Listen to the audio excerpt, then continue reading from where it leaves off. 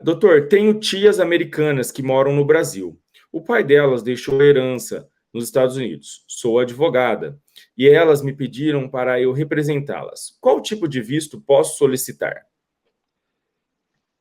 Olha, Cat, assim, primeiro você vai ter que buscar algum advogado aqui nos Estados Unidos, licenciado nos Estados Unidos, no estado onde existe essa herança, porque você, como sendo advogado no Brasil, você não pode atuar aqui.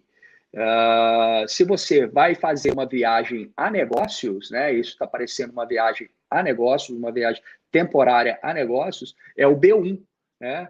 Geralmente vem junto o B1 barra B2, que é viajante temporário a negócios e viajante temporário a turismo para os Estados Unidos. Então, seria o B1 para negócios. Vamos para a próxima pergunta aqui, é do Kaique Murdox.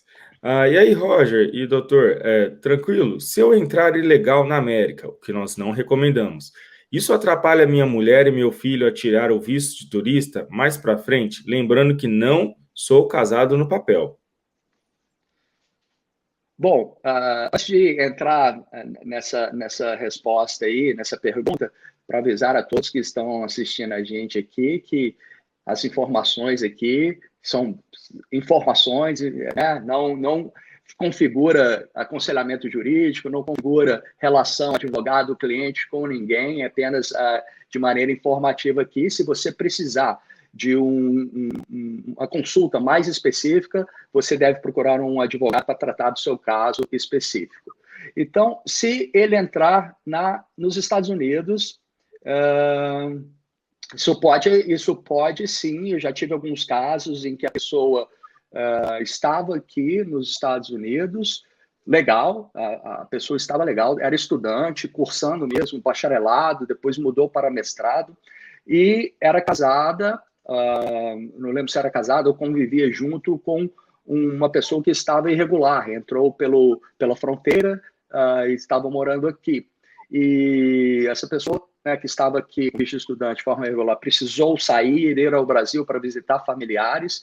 Quando ela saiu, ela precisou ir no consulado para renovar o visto de estudante no passaporte, e naquele momento surgiu a pergunta, que descobriu que ela tinha um filho aqui, cadê o pai desse filho, quem é o pai desse filho, e descobriu que era um imigrante irregular e não deram visto para essa pessoa. Então, isso pode atrapalhar, sim. Nós que estamos aqui nos Estados Unidos, fora dos status, mas contribuindo com impostos de renda, conseguimos tirar um visto de permanência sem ser por casamento com americanos, doutor? Só a pessoa está pagando impostos, estando aqui indocumentado no país?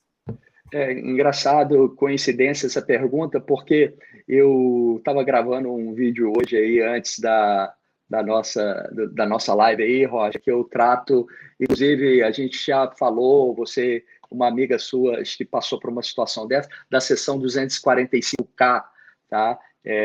Em algumas situações, se você estiver fora de status, você entrou legalmente, não foi pela fronteira, você foi admitido no país, em situações bem limitadas, você conseguiria fazer um ajustamento de status e conseguir a residência permanente no país, se esse tempo fora de status não ultrapasse 180 dias.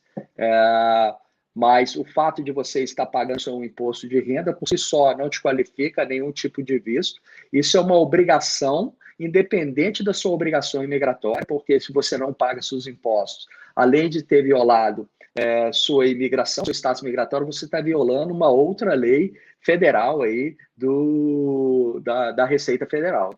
Então, pague seus impostos aí direitinho, porque se você quer ver o governo americano encontrar alguém, deixe de pagar os impostos. Exatamente. Inclusive, meus impostos já chegaram para pagar. E essa é uma dúvida muito recorrente, né, doutor? A lei estadual, às vezes, esbarra na lei federal, né? Muitas pessoas que estão aqui nos Estados Unidos contribuindo com os seus impostos, alguns deles já sabem que isso não leva a uma legalização, mas ainda assim o fazem, porque tem aquela responsabilidade, né, com, né, governo federal de pagar os impostos, né? De alguma forma, doutor, a pessoa que mesmo sabendo que não leva ao green card, pagando seus impostos, lá na frente, isso pode ajudar ela num processo de anistia ou até mesmo casamento, visto U, asilo, ou não? Isso não interfere em nada? Pode auxiliar, sim, Roger, perfeitamente. A maioria, se não quase todos, se não todos os vistos, tem primeiro, o fator objetivo, se a pessoa qualifica para aquele visto em si, né? Cada visto tem os elementos dele ali. Se você se qualificar dentro dele, você seria elegível para aquele visto. Porém, tem a parte subjetiva do visto. Mesmo você se qualificando para aquele visto, na discricionariedade da imigração, ela pode negar por você não ter cumprido certos requisitos que todo cidadão deve cumprir. Por exemplo, no caso de asilo, além de você, numa corte, por exemplo, seu caso está sendo ouvido por um juiz, né? E você demonstrou ali que, tudo bem, você tem perseguição no seu país, com base naqueles 5 elementos, mas na discricionalidade eu não vou conceder o asilo, o juiz pode falar, porque você não paga seus impostos, você agride a sua esposa, você não cumpre com certas leis do país, portanto, na discricionariedade ele pode negar o pedido de asilo. Então, um dos fatores que eles usam olha, eu sou, além de tudo isso, eu pago meus impostos em dias, eu sou cumpridor da lei, nunca tive problema com a justiça, enfim, isso tudo pode ajudar, sim. Esses dias nós trouxemos uma contadora aqui também, a Carol, se estiver vendo aí, e as pessoas fazem muitas perguntas. Mas se eu não posso trabalhar legalmente, porque eu não tenho autorização de trabalho, como que eu posso pagar impostos nos Estados Unidos? E aí fica aquela confusão. As pessoas que nos assistem não entendem nada. Uma coisa é uma coisa, outra coisa é outra coisa. Vamos para o próximo superchat aqui, é do Rogério Melo. Ele mandou R$5. Roger, doutor, conhece algum artista que tenha entrado com o EB1 fazendo esculturas? Já procurei e não encontrei ninguém nessa área. É possível? Perfeitamente, Rogério. O EB1, ele é também para artistas, tá? Ele é para diversas áreas aí do conhecimento, inclusive das artes. Obviamente que tem que ver o nível desse artista para ver se encaixa no EB1. O EB1, para quem não sabe, é aquele visto para habilidades extraordinárias. Ele tem 10 critérios ali, você tem que demonstrar que tem mínimo 3 dos 10 critérios para ver se você se qualifica para um EB1. E o legal do EB1 é que você pode, afirmativamente, sozinho, sem depender de um empregador, uma oferta de trabalho, protocolar o seu pedido de green card. Então, para um artista, por exemplo, o que eu vejo de possibilidade aí? As suas esculturas, elas são exibidas em exibições artísticas, né? Esse é um critério a ser observado. Por exemplo, você teve algum sucesso comercial com a sua arte? Você vendeu uma escultura por um valor aí considerável? Isso demonstra o seu sucesso comercial. Ou a sua escultura, ela acabou, vamos imaginar aí, o governo da sua cidade quis colocar a sua escultura ali na praça da cidade. Está demonstrando o sucesso que você está fazendo. Você ganhou algum prêmio com a sua arte? Recebeu alguma premiação? A sua escultura é uma coisa diferente, que mudou ali algum paradigma nas artes de escultura? Por exemplo, a sua arte faz parte de algum catálogo de artes ali que acabou sendo publicado?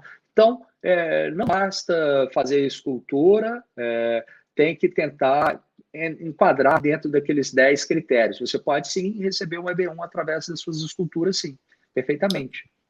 E o visto P também é para artistas, né, doutor? Também pode ser utilizado, exatamente. O visto O também, só que esses são vistos de não imigrante, não leva ao green card. O Johnny Marcos mandou R$10, muito obrigado, Johnny. O EB2NW reprovado consular em processo de refile consular, mas mudando para os Estados Unidos para ajuste, com a imigração visto. Bons olhos, processo normal, ou algo que o visto de alguma forma ruim. Ficou um pouco confuso aqui, mas... Eu acho que eu entendi. Tá. Bom, a pergunta é o seguinte, processo consular versus ajustamento de status para uma categoria de visto chamado EB2NIW. Para quem não conhece, o EB2NIW é o tipo de visto em que você não depende de um empregador americano, uma oferta de trabalho, e você pode afirmativamente ir lá e protocolar o pedido. Tá? Todo pedido, seja processo consular, ou seja, via ajustamento de status, o I-140 é sempre protocolado aqui nos Estados Unidos. Tá? Então, o pedido, eu acredito que ele não tenha sido negado no consulado. Ele é negado aqui. Você fez ele, caso o I-140 fosse aprovado aqui, você chegaria no seu visto via consular. Tá? Então, por isso que o processo chama processamento consular, mas é sempre julgado aqui nos Estados Unidos. Aí agora você teve o seu I-140 negado, aguardando no Brasil, parece que você quer... Deixa eu ver a continuação da pergunta dele. Ele complementou mais abaixo, ele falou assim, ó, e também, na sua opinião, quais são as maiores causas de reprovação do EB2NW? É válido pensar que existe uma grande demanda de reprovação por conta de julgamento errado, por conta do oficial de imigração? Então, voltando, aí você aguardou no Brasil o resultado, você teve uma negativa, agora você quer vir e aplicar para esse visto aqui. Agora, uma pergunta que tem que ficar no ar, como você quer vir para cá para dar entrada nesse pedido? Você não pode vir com um visto de turista para querer fazer ajustamento de status aqui, isso pode ser considerado fraude. Então, se você tiver algum visto de dupla intenção que te autoriza a vir para cá, para dar entrada no pedido de ajustamento de status, caso do L e caso do H1B, você poderia. Agora, ou até mesmo o O, você poderia fazer isso, fazer o pedido aqui. Agora, se você utilizar, eu vou conseguir um visto de turista, ou vou conseguir um visto de estudante para entrar nos Estados Unidos, para dar entrada lá, para fazer ajustamento de status, muito cuidado que isso pode ser considerado fraude. A outra parte se você me permite, Roger, a outra parte da pergunta dele quais as maiores causas de reprovação do EB2NW? O EB2 ele é um visto bastante complexo, eu vejo às vezes muitas pessoas vendendo facilidade para esse tipo de visto, não é tão simples assim, e porque ele tem um elemento subjetivo interessante, uma carga subjetiva, que deixa na mão do julgador ali decidir se aquilo é de interesse nacional ou não é, tá? Então, eu não acredito muito em erros por conta do oficial de imigração. Obviamente que tem, né? Mas não é a maioria, eu acho que é a minoria que é por conta de erro. Eu acho que o motivo principal da negativa do EB2NW é da pessoa não se qualificar para visto mesmo, tá? Eu vejo, eu tenho uma formação superior, 5 anos de formado, e não tem muita coisa ali para se apegar, não tem muita substância o currículo da pessoa, e só porque ela conseguiu demonstrar que tem um grau avançado e alguns anos de experiência na área, sem ter feito nada de interessante, uma metodologia que ela criou, algum artigo que ela publicou, que foi citado várias vezes, isso por si só não vai te dar um EB2NW. É difícil convencer um julgador se você é um profissional comum, né? Assim, acho que hoje em dia é muito fácil achar quem tem um bacharelado e com no mínimo 5 anos de experiência pós-bacharelado. Agora, se você não conseguir convencer que o que você vai fazer aqui no país é de interesse nacional, você vai ter seu caso negado, provavelmente. Só para dar um panorama para as pessoas entenderem, recentemente, doutor, entrevistei o Carlos. Carlos, se estiver vendo aí, muito obrigado pela entrevista. O Carlos desenvolveu um software para pessoas com deficiência, doutor. A filha dele tem deficiência e ele desenvolveu um software para fazer várias funções. E ele nunca foi numa faculdade. Ele falou, Roger, eu não fiz nem o business plan, né? Eu não sei se o advogado às vezes fez e ele não sabe, mas ele falou, nunca frequentei uma faculdade, mas o projeto que eu desenvolvi era tão interessante para os Estados Unidos que eles me deram o EB2. Lógico, tem o processo, ele participou da entrevista, em breve vai estar disponível no canal. Eu quero fazer uma pergunta pessoal, doutor. A gente sabe que grande parte das pessoas se qualificam, né, para o EB2NW, de acordo com alguns critérios, algumas não se qualificam, mas a gente escuta muito daquela questão assim, A pessoa se qualificou para o EB2 e aí ela está fazendo alguma atividade que não está relacionada ao EB2, né? Então, por exemplo, eu me qualifiquei falando que vou desenvolver pesquisas clínicas, células-tronco, e no final a pessoa, depois de 5 anos, está dirigindo Uber. O que pode acontecer, doutor? Deixando bem claro que eu não estou julgando dirigir Uber, até porque eu faço isso, tá? Mas o que pode acontecer com uma pessoa que, porventura, se qualificou para um tipo de green card e está fazendo uma atividade totalmente diferente daquilo que foi apresentado? Então, Roger, assim, as circunstâncias na vida da pessoa podem mudar, tá? Se, por exemplo, ela tem aquele projeto de fazer A, B ou C aqui nos Estados Unidos, se ela já tem o histórico que fez isso no passado, ela estaria apta a tentar replicar isso aqui nos Estados Unidos, né? Diferente de uma situação que a pessoa vai falar, vou fazer isso, aquilo e aquilo nos Estados Unidos, porém não tem histórico, não tem experiência com aquilo, então ela não estaria bem posicionada para alavancar esse projeto dela. Mas se for uma situação em que a pessoa diz que vai fazer por já ter uma experiência no passado, tá? E ela teve o Green Card aprovado por causa desses projetos dela aqui nos Estados Unidos, ela tem que demonstrar que ela buscou, perseguiu alavancar esses projetos, participou de entrevistas, buscou empregos na área, tentou mover aquilo, diferentemente de receber o Green Card e, ao mesmo tempo, já começar a trabalhar numa área totalmente diferente e nunca ter tentado. Tá? Acho que a tentativa, o esforço para se alcançar aquilo que ela disse que iria fazer é que é o principal. Agora, a gente sabe, as coisas não aconteceram como previsto e ela precisou aí alimentar a família, ter um trabalho, né?